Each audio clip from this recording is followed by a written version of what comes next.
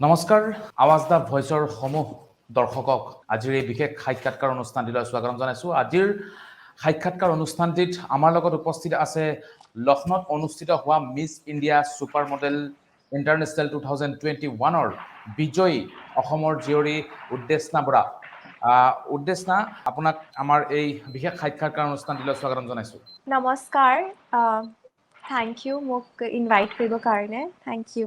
নিশ্চয়কৈ যেহেতু আপুনি আমি গম পোৱা মতে আপুনি বেংকিং আৰু ইন্স্যুৰেন্সৰ এগৰাকী ছাত্ৰী আছিল এগৰাকী ষ্টুডেন্ট আছিল গতিকে বেংকিং আৰু ইন্স্যুৰেন্সৰ পৰা আপোনাৰ মডেলিং কেৰিয়াৰলৈ কিদৰে গ'ল বা আপোনাৰ আৰম্ভণিটো কেনেকৈ হ'ল সেই সবিশেষ অকমান ক'ব নেকি মই বাই এক্টৰ হয় বাই প্ৰফেশ্যন মডেলিং বাই লাক হৈ গ'ল মোৰ লগত সো মই হায়দৰাবাদত শ্বুটৰ কাৰণে আহিছিলোঁ ইয়াত এটা মই তেলেগু মুভি এটা কৰি আছোঁ ইয়াত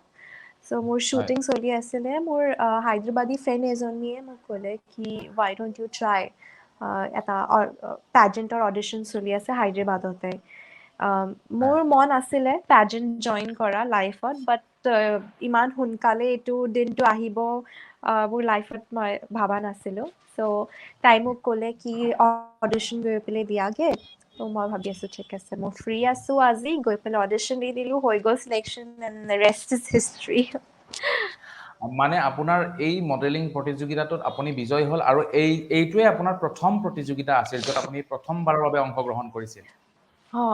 ৰাইট মানে প্ৰথমবাৰ পাৰ্টিসিপেট কৰা মডেলিং কম্পিটিশন এইটোৱে আছিল আৰু য'ত আপুনি বিজয়ী হ'ল আপুনি উইনাৰ হ'ল yes এইটো মোৰ প্ৰথম কম্পিটিশন আছিলে পেজেন্ট আছিলে নিশ্চয় এইটো আসলতে খুব ভাল কথা খুব এটা ভাল কথা প্ৰথমবাৰতে যোনে অংশগ্ৰহণ কৰে তাৰ পিছত প্ৰথমবাৰতে বিজয় হয় খুব এটা ভাল কথা আসলতে মডেলিংৰ বাবে আকৰ্ষিত আপুনি কিদৰে হ'ল বা কোনে আপোনাক আকৰ্ষিত কৰিলে মডেলিংত আহিবৰ কাৰণে হ্যাঁ মোৰ ফ্ৰেণ্ডে মই মুভি শ্বুটৰ কাৰণে আহিছিলোঁ হায়দৰাবাদ মোৰ হায়দৰাবাদী ফ্ৰেণ্ড তাইও হয় তাই মোক ক'লে কি অডিশ্যন চলি আছে you go and give the audition কৰি পেলাই চ' মই ফ্ৰী আছিলোঁ সেইদিনাখন মই গুচি গ'লোঁ অডিশ্যন দিবৰ কাৰণে যেহেতু নিশ্চয়কৈ আপুনি যেহেতু প্ৰথমবাৰৰ বাবে সেই মডেলিং প্ৰতিযোগিতাত অংশগ্ৰহণ কৰিছিল প্ৰথমবাৰৰ বাবে যেহেতু অংশগ্ৰহণ কৰিছিল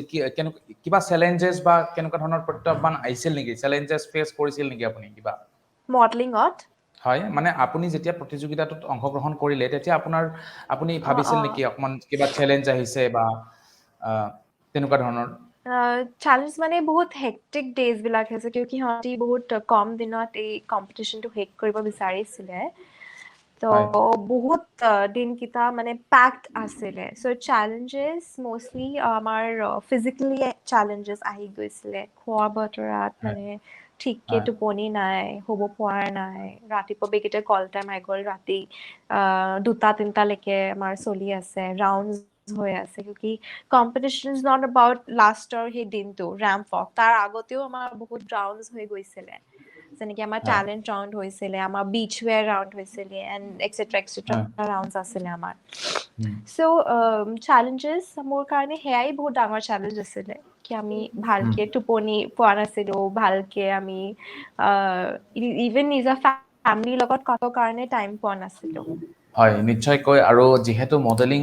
আসলতে কম্পিটিশনত হওক বা মডেলিং কেৰিয়াৰত হওক ডিজাইনাৰ আৰু মডেলিং একেলগে মানে ওতঃপ্ৰোতভাৱে জড়িত কাৰণ ডিজাইনাৰ গৰাকীয়ে মডেলিঙত আসলতে কাপোৰৰ পৰা আদি কৰি সকলোবোৰ ডিজাইন কৰে গতিকে নিশ্চয়কৈ আপোনাৰ লগত কাম কৰা ডিজাইনাৰ কোন আছিল বা কেনেকুৱা ধৰণৰ ডিজাইনাৰ আছিল আপোনাৰ লগত আমাৰ দুজনী ডিজাইনাৰ্ছ আছিলে আনফৰ্চুনেটলি মোৰ নামটো ভালকে এতিয়া মনত পৰা নাই তেওঁৰ কিউকি আমি বহুত কম সময় কাৰণে পাইছিলোঁ লগ তেওঁক আমাৰ ৰেম্প ৱক আমাৰ দুটা চেঞ্জ আছিলে এটা হোৱাইট গাউন আছিলে এটা ব্লেক গাউন আছিলে দুজন বেলেগ আমাৰ দুগৰাকী আমাৰ বেলেগ সেয়া আছিলে ডিজাইনাৰ আছিলে and it was lovely working with them white গাউনটো আপোনালোকে চাগে চাইছে মোৰ ফটোগ্ৰাফছ হোৱাইট গাউনটো বহুতেই বেছি ধুনীয়া আছিলে আৰু এটা প্ৰশ্ন সুধিব বিচাৰিছোঁ যিহেতু আপুনি প্ৰথমবাৰৰ বাবে অংশগ্ৰহণ কৰিছিল আৰু প্ৰথমবাৰ আপুনি বিজয় হৈছিল যেতিয়া আসলতে বিজয় হোৱা মুহূৰ্তটোত যেতিয়া আপোনাক ঘোষণা কৰে আপুনি বিজয় হোৱা বুলি তাৰ পিছতে মাথাত আসলতে মুকুট পিন্ধাই দিয়ে মডেল হোৱাৰ পিছত মাথাত যিটো মুকুট পিন্ধাই দিয়ে সেই সময়খিনিত আপোনাৰ কেনেকুৱা অনুভৱ হৈছিল সেইটো I can't express মানে মই স্পীচলেছ আছিলোঁ মোৰ মি পাপা মামীক মই মি বুলি মাতো চাওঁ মোৰ মম ডেড আগতেই বহি আছিলে যেনেকৈ মোক ক্ৰাউনটো পিন্ধাইছোঁ চকুটো বন্ধ কৰিছোঁ আৰু চকু খোলোতে মানে মই নিজৰ মামটো দেখিছোঁ এণ্ড শ্বি ৱাজ ক্ৰাইং তো মানে সেই মোৰ সেই মুখখন চাই পেলাই আই ফিল লাইক at least কিবা ডাঙৰ but at least I have given something to them আৰু আচলতে মডেলিঙৰ কেৰিয়াৰ যিহেতু আপোনাৰ আৰম্ভ হৈছিলেই আপুনি আৰম্ভণিতে আচলতে এটা সুন্দৰ সফলতা পোৱা বুলি ক'ব লাগিব আৰু সেই বিজয় মোমেণ্টত যেতিয়া আপোনাক মুকুট পিন্ধোৱা হৈছিল সেই সময়খিনিত আচলতে এই বিজয়টোৱে আচলতে ভৱিষ্যতে আপোনাক মডেলিং কেৰিয়াৰত যথেষ্ট অনুপ্ৰেৰণা যোগাব বুলি আপুনি ভাবে নেকি হ'ব পাৰে ইউ নেভাৰ ন আপোনাৰ টাইমত ক'ৰপা কি আহি যায় মই whether from South or Bombay or या फिर নিজৰ অসমত পায় I will definitely go forward আৰু I'll grab that opportunity আৰু even to কিবা ভাল জাগত পালে definitely grab কৰিম আৰু work কৰিম নিশ্চয়কৈ আৰু মডেলিঙৰ জগতখনত আচলতে এতিয়া বিভিন্ন ধৰণৰ খেলুৱৈ ক্ৰিকেটাৰে হওক বা অইন খেলুৱৈসকলে হওক আচলতে মডেলিঙৰ প্ৰতি আকৰ্ষিত হোৱা দেখা গৈছে সেই সময়তে প্ৰফেচনেল যিখিনি মডেলছ আছে সেই মডেলছখিনিৰ আচলতে কিবা প্ৰত্যাহ্বানৰ সন্মুখীন হ'ব নেকি কাৰণ তেওঁলোক অলৰেডি এটা ন'ন ফেচ হয় ক্ৰিকেটাৰসকল হওক বা অন্য খেলুৱৈসকল অলৰেডি মানুহৰ মাজত জনপ্ৰিয় গতিকে তেওঁলোকে যদি মডেলিঙতো আহি যায় তেতিয়া প্ৰফেচনেল যিখিনি মডেলছ আছে তেওঁলোকৰ কাৰণে কিবা প্ৰত্যাহ্বানৰ সন্মুখীন হ'ব বুলি ভাবে নেকি আপুনি ভাবো এনেকুৱা সবৰে ডিফাৰেণ্ট ভিউজ থাকে মানুহে ভাবিব পাৰে কি এজ এ চেলেঞ্জ বহুত বেছি চেলেঞ্জিং হৈ যাব বুলি বেলেগ মডেলছৰ কাৰণে বাট মোৰ পইণ্ট অফ ভিউটো লিটল ডিফাৰেণ্ট হয় মই ভাবোঁ নিজক সদায় আগত হয় নিজৰ বাৰে মই আগতে ভাবা কি যোনো তোমাৰ কম্পিটিশ্যনৰ নহওক ইভেন যেতিয়া মই সৰু এক্সাম্পল এটা দিম আশ্ৰয়া ৰায় মিছ ৱৰ্ল্ড জিকিছিলে আৰু সেইটো সময়ত যেতিয়া আশ্ৰয়া ৰায় মিছ ইউনিভাৰ্ছৰ কাৰণে আহিছিলে তো সুস্মিতা সেনে মানা কৰি দিছিলে নিজৰ মমক কি না মই নাযাওঁ কিয় আশ্ৰয়া ইমান বিউটিফুল হয় তেওঁ কেনেকৈ বিট কৰিব পাৰিম বাট দেন এগেইন তেওঁ সিৰ্ফ নিজৰ ওপৰত ধ্যান দিলে তেওঁৰ কোন হয় তেওঁৰ প্ৰচেছ ফৰৱাৰ্ড লাইফত no matter তোমাৰ চেলিব্ৰিটি কিমান ডাঙৰ নো পাৰ্চনেলিটি আছে তুমি সদায় নিজক ইমপ্ৰুভ কৰা বুলি ভাবি পেলাই সেই মাইণ্ডছেটটোত থবা তো তুমি সদায় আগবাঢ়ি যাবা that's what I believe নিশ্চয়কৈ আৰু উদ্দেশ্যে আচলতে মডেলিঙৰ বাহিৰে আৰু কোনবিলাক বিষয়ত আচলতে বেছি আগ্ৰহী বা বেছি গুৰুত্ব আৰোপ কৰে বা মডেলিং যদি আপুনি মডেলিং নকৰিলে হয় তেতিয়াহ'লে আপুনি বেলেগ কি বিষয়ত বেছি আগ্ৰহী হ'ল হয় মই সৰু পাই এক্টিঙৰ কাৰণে মোৰ চখ আছিলে মই এক্টিঙৰ ফালে মোৰ ইণ্টাৰেষ্টটো বেছি বাঢ়ি গ'ল যেতিয়া আমি আগতে সৰুতে চিনেমা চাবলৈ যাওঁ স্ক্ৰীণত দেখোঁ এক্টাৰ বিগ ষ্টাৰ্ছ এণ্ড এক্ট্ৰেছে ডান্স কৰি আছে তো মোক সেইটো বহুত সেই দৃশ্যটোৱে মোক বহুত এট্ৰেক্ট কৰে মই সদায় তেতিয়া সৰুতে ভাবিছিলোঁ কি না ময়ো এয়া কৰিম and one day I will also' be in that big screen so' আগৰ মই I am living my dream মই যি ভাবিছিলোঁ সৰুতেই হোৱা লাইফত সেয়া মই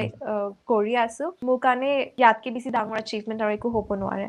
নিশ্চয়কৈ আৰু আপোনাৰ যিহেতু আপুনি এক্টিং কেৰিয়াৰত আপোনাৰ আচলতে মনোনিৱেশ কৰাৰ আপোনাৰ মন আছিল গতিকে সেই সময়ত আপুনি মডেলিঙত আচলতে এনেকুৱা এটা ডাঙৰ কম্পিটিশ্যনত আপুনি বিজয়ী হৈ আচলতে অলপ সহজ হ'ব বুলি আপুনি ভাবে নেকি যে মই বলিউডতে হওক বা হিন্দী চিনেমাত প্ৰৱেশ কৰাত মোক অকণমান সহজ কৰিছে এই কম্পিটিশ্যনটোৱে ইয়েছ ডেফিনেটলি কৰিছে মোক এটা বুষ্ট দি দিলে এইটো কম্পিটিশ্যনটোৱে মোৰ লাইফত মোৰ কাৰিয়াৰৰ কাৰণে মানুহে মোক চিনি পাব লাগিছে অসমীয়া মানুহে মোক চিনি পাব লাগিছে এণ্ড ইয়াতকৈ বেছি ধন্যবাদ আৰু হ'ব নোৱাৰো কি আপোনালোকেও মোক মাতিছে আজি আপোনালোকৰ চেনেলত ইণ্টাৰভিউৰ কাৰণে নিশ্চয় আৰু অসমবাসীও আচলতে ভাল পাইছে উৎফুল্লিত হৈছে আপোনাৰ এই আচলতে এচিভমেণ্টক লৈ অসমবাসী উৎফুল্লিত হৈছে আৰু শেষত আপোনাক ক'ব বিচাৰিছোঁ যে আপোনাৰ পৰৱৰ্তী আচলতে পদক্ষেপ বা পৰৱৰ্তী আপোনাৰ লক্ষ্য কি আছে আপুনি ইয়াৰ পিছত কি কৰিম বুলি ভাবি আছে মই I mean talks with few directors producer লগত চিনেমা কাৰণে মোৰ এয়াই হয় মই অলৰেডি নিজৰ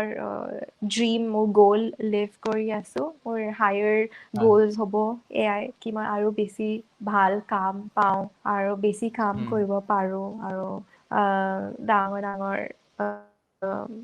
ছুপাৰষ্টাৰৰ লগতো কাম কৰিব পাৰোঁ এয়াই মোৰ ড্ৰিম হয় and just looking forward to it আৰু নিশ্চয় উদ্দেশনা আপোনাক বহুত বহুত ধন্যবাদ জ্ঞাপন কৰিছোঁ আৰু আপোনাৰ আমি আশা কৰিছোঁ আপোনাৰ পৰৱৰ্তী সময়ত আচলতে আপুনি যি আশা কৰিছে যি আপোনাৰ সপোন আছে সেই সপোন বাস্তৱত ৰূপান্বিত হওক Thank you.